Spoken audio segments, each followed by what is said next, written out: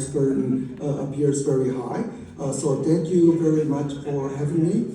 I'm going to put the PowerPoint slide on. My presentation will be about 10 to 12 minutes, one of the short ones, but just to give you sort of highlights, particularly related to the New York State.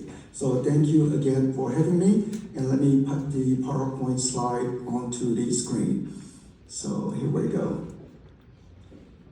And I definitely get a lot of praise from say Connecticut, New Jersey, and others for the increase in SALT. I know that New York realtors were very active in trying to get that uplifted, SALT deduction uplifted. So many people are automatically benefiting.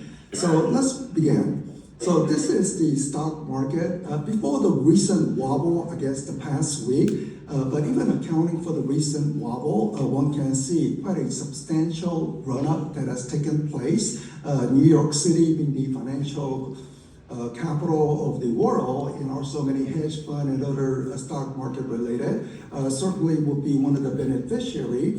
And in fact, one looks at the job addition in the New York State, is primarily around the New York City area and not necessarily the upstate New York. But because of this strong price stock market increase, we have seen a steady increase in the luxury $1 million home sales in terms of the market share.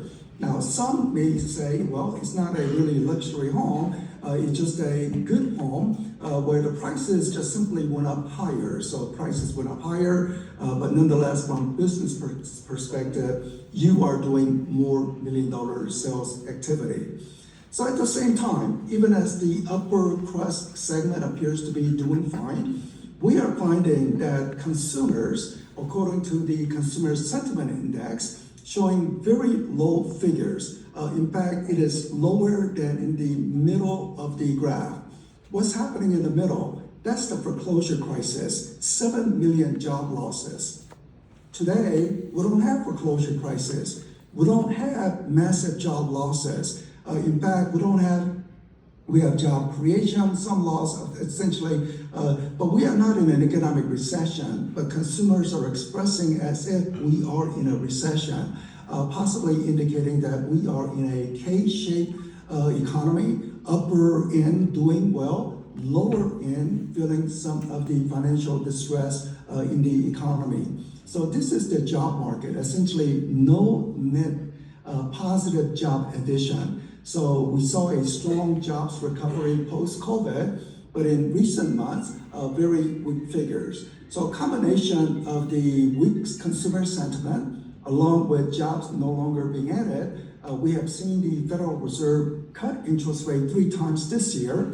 They did not do it last week or 2 weeks ago, upsetting President Trump. But President Trump has nominated somebody from May where he said he will be cutting interest rate. So I think one can assume that there will be about 2 or 3 more rate cuts before the year finishes. So at least directionally, the interest rate activity should be moving lower. In fact, mortgage rates are not at 3%, 4%, but right now at a 3-year low. So mortgage rate almost at 6%. So after experiencing 7% mortgage rates, 6% certainly looks good, and it may go down even more very soon with the anticipation of a little more Federal Reserve rate cut condition. So definitely improving the affordability condition. Some of your clients who may have been denied a mortgage 1 year ago, try again at a lower mortgage rate, they may begin to qualify. Now, as to the job market momentum, because the national economy is not adding jobs, but some states are positive, other states are negative. The Empire State, New York, you are positive, congratulations, 0.7% more job. Orange color, they're actually losing job, but New York State, at least you are adding job.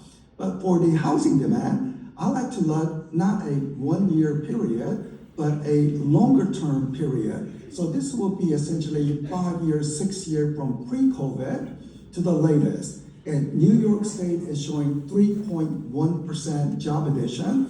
So record high employment in that regard, but we don't have record high home sales because of the high mortgage rate, lack of inventory condition. But one can say that pent-up housing demand has been building in the state of New York and many states across the country. It's color-coded to say that green color states are doing better than the dark blue, and the light blue will be sluggish, which New York State is in. But I think many of you are already aware that many New Yorkers moving to Carolinas, moving to Florida, so you see the green color in Carolinas and in the Florida market. And also, the homeowners have done quite well. So price increase of 61% in the state of New York. So someone who bought a $500,000 home, today it will be worth, close to $800,000 home. So $300,000 in housing equity. So your clients have done very well. President Ron mentioned about the membership figures. So the membership figure is actually holding on much better than what NAR had forecasted. And I think one of the reasons is the following. Even though home sales are sluggish, 40% of you, or 40% of the realtors in our survey has investment properties. So to the degree that commission income was not coming, but their investment property has done well in terms of getting that price appreciation, those single family investment properties. Now, multifamily condition, one has to see how that moves. There's currently an oversupply situation, but price increase for property owners has been very, very solid. One thing that NAR will be working on, certainly President Brown, NAR President Kevin Brown is there in the audience, and certainly last year's President Kevin Sears has worked on diligently on this number one issues that NAR is fighting for, is that given the strong price increases, more people will be subject to capital gains tax, and only way to mitigate that is to lift the exemption amount. We're working in Washington. Thank you for everyone who participate in advocacy efforts and our investment in the area, because as the home prices rise, we may have more and more, especially elderly Americans, refusing to sell their home because of the capital gains potential tax hit. And given some scenarios, and we are working on various scenarios for individual metro market, Albany, Long Island, certainly other regions of the New York State, to see how many people could be potentially ensnared from capital gains tax, and we certainly don't want that to be the case. So my final slide, just wrapping it up. Last year, nationwide, no increase in unit sales. But this year, I anticipate 14% unit sales increase. You may have probably seen someplace that I am being overly optimistic. In fact, I was challenged by many brokers across the country to say I'm too optimistic in that regard. But the underlying assumption is mortgage rate will be trending down towards 6% or even slightly under 6%. More people qualify, more people can get into the market. But let me put a slightly different angle. Housing is a cyclical business. We know that. It goes up, it goes down. In the past housing cycle, after a downturn, when it began to recover, having a double-digit percentage recovery was very common. So it's not a rare thing to have a double-digit percentage recovery. And furthermore, even with 14% increase in unit sales, assuming I'm right, no guarantee on that, but assume that I'm reasonably correct, we are not back to pre-COVID. We are still in a recovery mode. We will need another, say, 17% increase in 2027 just to get us back to pre-COVID.